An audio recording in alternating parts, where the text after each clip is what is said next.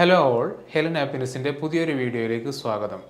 വിദേശത്ത് അറിയപ്പെട്ട ഒരു കമ്പനിയിൽ വർക്ക് ചെയ്തിരുന്ന ഒരാൾ നമ്മുടെ ക്ലിനിക്കിൽ കഴിഞ്ഞ കുറച്ച് ദിവസങ്ങൾക്ക് മുമ്പ് വന്നിട്ടുണ്ടായിരുന്നു. ഓൺലൈനായിട്ടുള്ളൊരു കൺസൾട്ടേഷൻ ആയിരുന്നു അത്. അദ്ദേഹം കഴിഞ്ഞ 4-5 വർഷമായിട്ട് ഒരു ഒരു റെപ്യൂട്ടഡ് ആയിട്ടുള്ള ഒരു കമ്പനിയിൽ IT സെക്ടറിലുള്ള ഒരു കമ്പനിയാണ്. അപ്പോൾ അതിൽ വർക്ക് ചെയ്യുകയാണ്.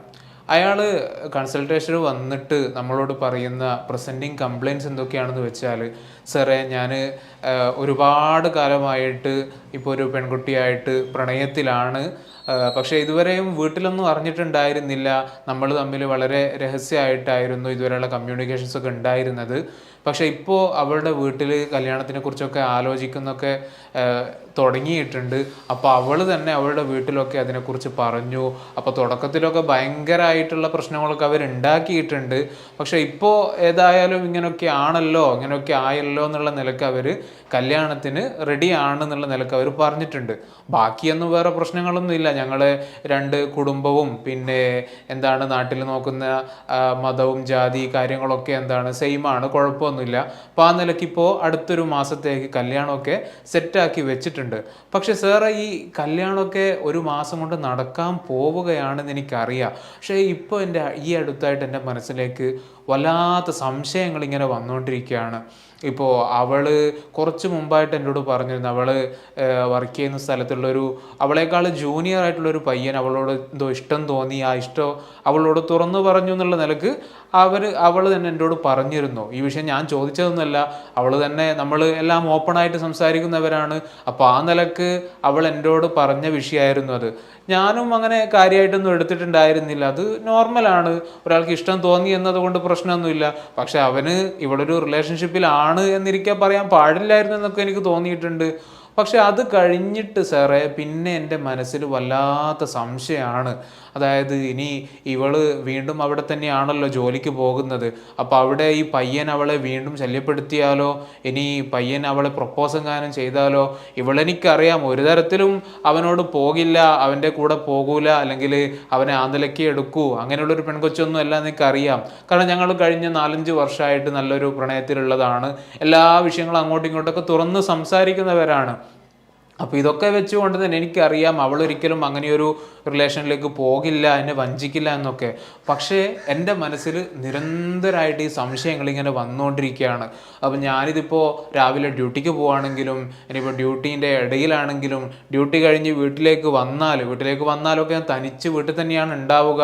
അപ്പോൾ ഈ സമയത്തൊക്കെ എനിക്ക് ഇതേ ഇപ്പോൾ ചിന്തിക്കാനുള്ളൂ, വേറൊന്നും എൻ്റെ ചിന്തയിലേക്ക് വരുന്നില്ല.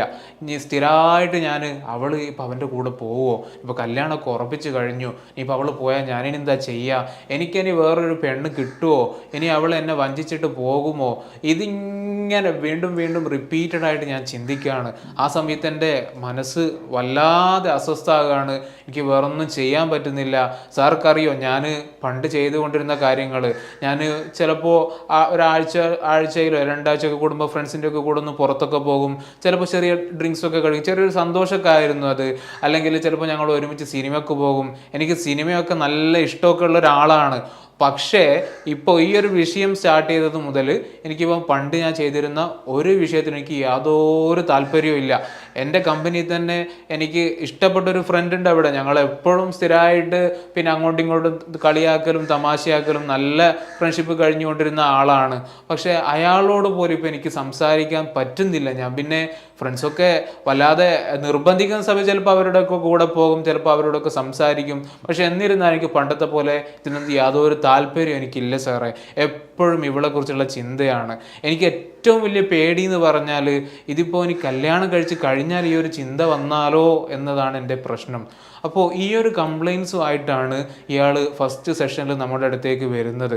ഇയാളാണെങ്കിൽ വല്ലാതെ പേടിയുണ്ട്, സങ്കടമുണ്ട്, ചിലപ്പോഴൊക്കെ ഈ കുട്ടിയോട് ദേഷ്യമുണ്ട്. എന്തിനാണ് ഈ കുട്ടി എന്നോട്, ഈ പെൺകുട്ടി എന്തിനാണ് ഈ ഒരു പയ്യൻ്റെ കാര്യമൊക്കെ പറഞ്ഞതെന്നുള്ളതിനൊക്കെ ദേഷ്യമുണ്ട്.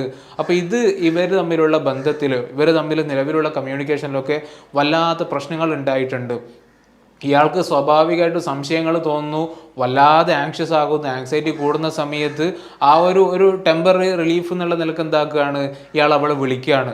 ഈ വിളി ഒരു തവണയാണെങ്കിൽ പ്രശ്നമല്ല, ചിലപ്പോൾ അവൾ ഡ്യൂട്ടിയുള്ള സമയത്തായിരിക്കും ഉണ്ടാകുക, അല്ലെങ്കിൽ അവൾ വേറെ എന്തെങ്കിലും പണീൻ്റെ ഇടയ്ക്ക് ഉണ്ടാകുക, അത് ഇയാൾ ഡ്യൂട്ടിയിലുള്ള സമയത്താണ് ഉണ്ടാവുക. അപ്പോൾ പ്രത്യേകിച്ച് ഒരു സമയമൊന്നും ഇല്ലാതെ ഇടയ്ക്കിടയ്ക്ക് ഇയാൾക്ക് ചിന്ത വരുന്ന സമയത്തൊക്കെ ഇയാൾ അറിയാതെ അവളെ വിളിച്ചു പോവുകയാണ്. അപ്പോൾ അത് സ്വാഭാവികമായിട്ട് നമുക്കറിയാം, ഒരാളിങ്ങനെ വീണ്ടും വീണ്ടും വിളിച്ച് ശല്യപ്പെടുത്തുന്ന രൂപത്തിലാണെങ്കിൽ അവിടെ എത്ര സ്നേഹം ഉണ്ടെങ്കിലും പ്രണയമൊക്കെ ഉണ്ടെങ്കിലും അവിടെ ഈ ഒരു പ്രശ്നം ഉണ്ടാകും. അവൾ ചോദിക്കുന്നത് തിരിച്ചു ചോദിക്കാൻ അവൾക്കുള്ളത്, ഇത്രയും വർഷം നമ്മൾ ഒരുമിച്ച് കഴിഞ്ഞിട്ടും ഇപ്പം നിങ്ങൾക്ക് എന്നെ സംശയം തോന്നി തുടങ്ങിയോ? അപ്പോൾ പിന്നെ ഇത്രയും നമ്മൾ തമ്മിലുള്ള പ്രണയത്തിന് എന്ത് അർത്ഥമാണുള്ളത്? എന്ത് രൂപത്തിലാണ് നമ്മൾ തമ്മിൽ ഈ ഒരു അണ്ടർസ്റ്റാൻഡിങ് ഉണ്ടായിട്ടുള്ളത്? അപ്പോൾ നിങ്ങൾ ഒരിക്കലും എന്നെ ഇങ്ങനെ ഈ രൂപത്തിൽ സംശയിക്കാൻ പാടുണ്ടോ?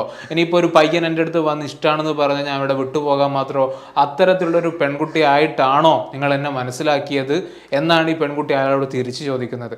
ഏതായാലും ഇപ്പോൾ അവർ തമ്മിൽ ഈ ഒരു റിലേഷനിൽ നന്നായിട്ട് പ്രശ്നങ്ങളായിട്ടാണ് ഇപ്പോൾ ഉള്ളത്.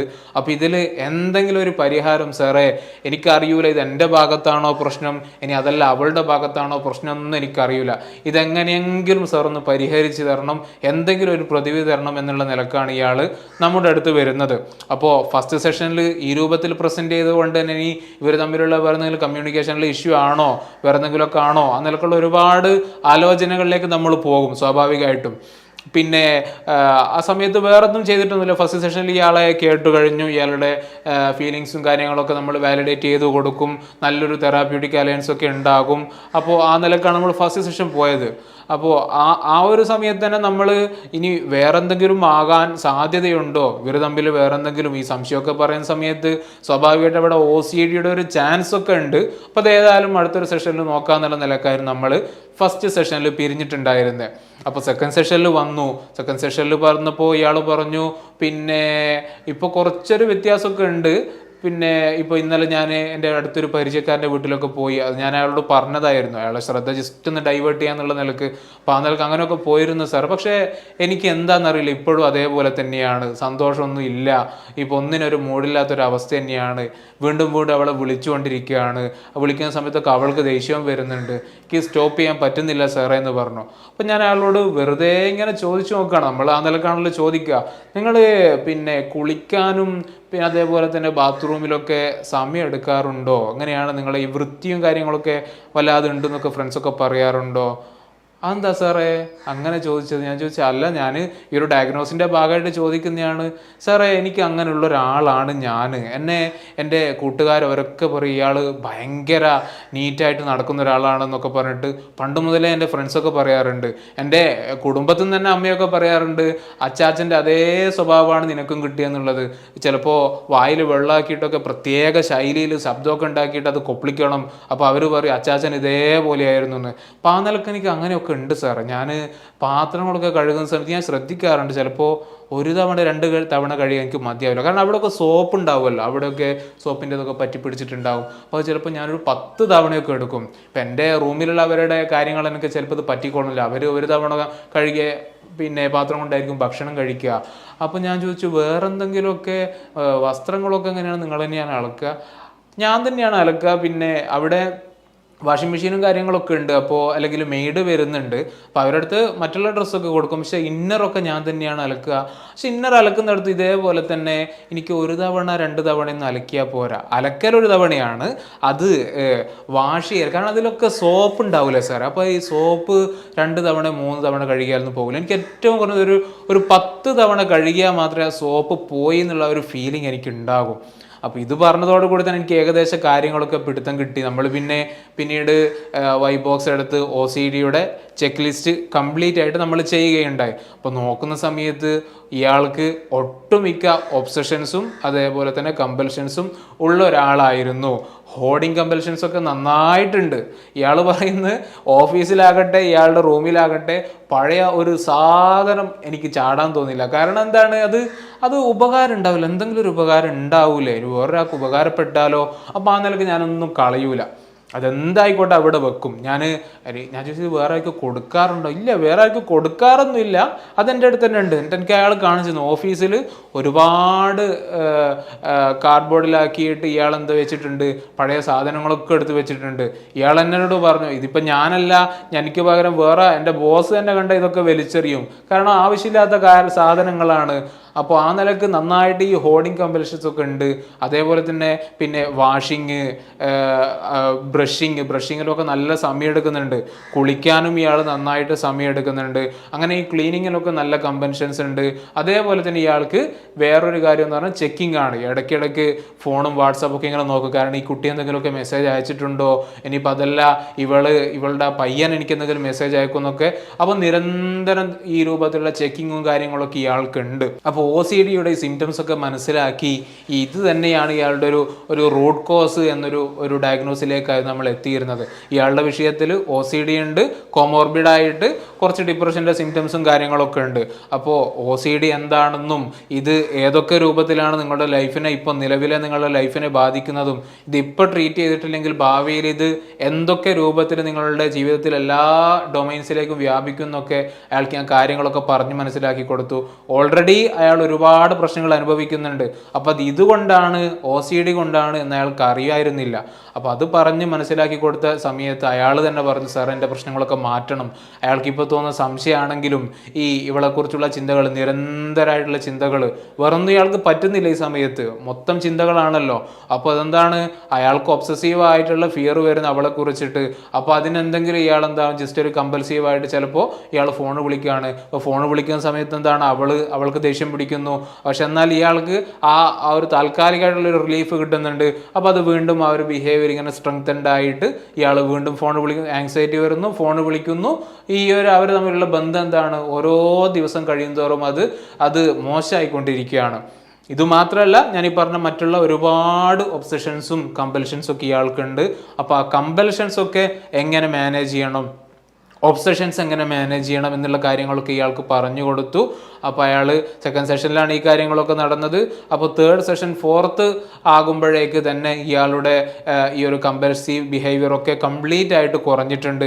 അതേപോലെ ഒബ്സഷൻസ് ഒക്കെ മാനേജ് ചെയ്യാൻ പറ്റുന്ന ഒരു രൂപത്തിലേക്ക് ഇയാൾക്കൊരു ഇൻസൈറ്റഡ് ആയിട്ടുള്ള നല്ലൊരു ഉൾക്കാഴ്ചയൊക്കെ വന്നിട്ടുള്ള ഒരു വ്യക്തിയായിട്ട് ഇയാൾ മാറി എന്നുള്ളതാണ്. പിന്നീട് അത് സ്വാഭാവികമായിട്ടും പിന്നീട് ഇയാൾക്ക് ഈ ഒരു നിരന്തരം വരുന്ന ഒബ്സഷൻസ് ഒക്കെ മാറിക്കഴിഞ്ഞാൽ പിന്നെ വൈഫിനെ കുറിച്ച് ഇങ്ങനെ ആലോചിക്കാൻ കഴിയില്ല. കാരണം വേറെ രാജ്യത്താണ് ഇയാളുള്ളത്, വേറെ വർക്കിംഗ് സ്ഥലത്താണ്. അപ്പോൾ സ്വാഭാവികമായിട്ട് അവിടെയുള്ള കാര്യങ്ങളൊക്കെ ഇയാൾക്ക് ചെയ്യേണ്ടതായിട്ട് വരും. അപ്പോൾ അതൊക്കെ ചെയ്യുന്ന സമയത്ത് ഇവളെക്കുറിച്ചുള്ള ചിന്തകളൊക്കെ പതിയെ കുറഞ്ഞു തുടങ്ങി. അപ്പം പിന്നെ എപ്പോഴെങ്കിലും സമയം കിട്ടുമ്പോഴാണ് ഇയാൾ വിളിക്കുന്നത്. അപ്പോൾ അവൾക്കും തോന്നി തുടങ്ങി, എന്തോ മാറ്റം ഉണ്ടല്ലോ, ഇപ്പോൾ പഴയതുപോലെ സംശയങ്ങളും കാര്യങ്ങളൊന്നും ഇല്ലല്ലോ. സംശയങ്ങൾ ഉണ്ടാകുന്നത് എന്തുകൊണ്ടാണ്, നിരന്തരം ഇവളെക്കുറിച്ചുള്ള പ്രീ ഓക്യുപ്പൈഡ് തോട്ട്സാണ് ഇയാളിങ്ങനെ വെച്ച് വരുന്നത്, അവളെന്താകും ഇവളെന്താകും എന്നുള്ള നിലക്ക്. അപ്പോൾ അതൊക്കെ മാറിയ സമയത്ത് തന്നെ ഇവർ തമ്മിലുള്ളൊരു നല്ലൊരു റിലേഷൻഷിപ്പിലേക്ക് അവർ പോയി എന്നുള്ളതാണ് നമുക്ക് മനസ്സിലാക്കാൻ പറ്റിയത്. ഏതായാലും അവരുടെ കല്യാണമൊക്കെ ഈ അടുത്തായിട്ട് നടക്കാൻ പോവുകയാണ്. അവർക്ക് നല്ലൊരു ഭാവി ജീവിതം കൂടി അവർക്ക് ഉണ്ടാകട്ടെ എന്ന് പറയുന്നു. നമ്മുടെ ഈ വീഡിയോ കാണുന്ന പലർക്കും ഇത്തരത്തിൽ OCDയുമായി ബന്ധപ്പെട്ട പല രൂപത്തിലുള്ള പ്രശ്നങ്ങൾ പലർക്കും ഉണ്ടായേക്കാം. അപ്പോൾ അത്തരത്തിൽ ആരെങ്കിലും പ്രയാസങ്ങൾ അനുഭവിക്കുന്നവർക്ക് ഒരു സഹായകമാകും ഈ ഒരു വീഡിയോ എന്ന ഒരു വിശ്വാസം നമുക്കുണ്ട്. അപ്പോൾ ഏതായാലും നല്ലൊരു ടോപ്പിക്കുമായിട്ട് അടുത്തൊരു വീഡിയോയിൽ നമുക്ക് കാണാം. താങ്ക്